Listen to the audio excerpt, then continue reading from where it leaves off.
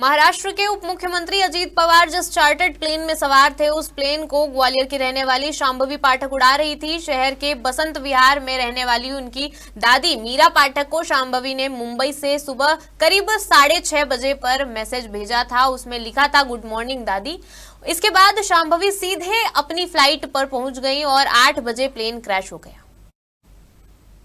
ग्वालियर में फिलहाल शांभवी की दादी मीरा पाठक रहती हैं। पायलट शांभवी के घर पर उनकी कुछ बचपन की तस्वीरें हैं। फाइटर प्लेन से उन्हें बेहद लगाव था। उनके पिता भी इंडियन एयरफोर्स में रह चुके हैं। आपको बता दें कि शांभवी की दादी ने बताया कि छोटे बेटे के जरिए मुझे घटना की जानकारी मिली। घटना के बारे में सुनते ही मुझे बड़ा धक्का लगा। पायलट का कोर्स उसने न्यूजीलैंड से किया था, 25 साल की थी। आपको बता दें कि वहीं शांभवी की पड़ोसी उषा ने बताया कि बचपन से उसे हमने देखा है। आज विश्वास नहीं होता कि शांभवी हमारे बीच नहीं रही। मेरे को तो छोटे बेटे से पता चला,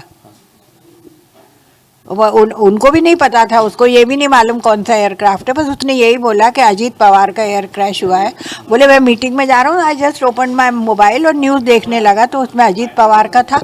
और वही एयरक्राफ्ट मुझे लगा प्राइवेट, जो चीनी फ्लाई करती है। आप पता करो भाई से, क्योंकि भाई का फ़ोन बिजी आ रहा है। तो मैंने कहा अच्छा मैं करती हूँ। और पर मेरे को भी धक्का लगा, क्योंकि कल ही बेटे ने, बड़े ने बताया था कि मैंने पूछते रहती हूँ ना, तुम कहाँ हो, वो कहाँ है। भाई ये लोग बात तो आजकल मोबाइल से आप कहीं से भी कर सकते, ज़रूरी नहीं है कि आप घर में ही हो। तो मैंने कहा वेयर आर यू? तो बोले I am in Delhi but I said what about चीनी?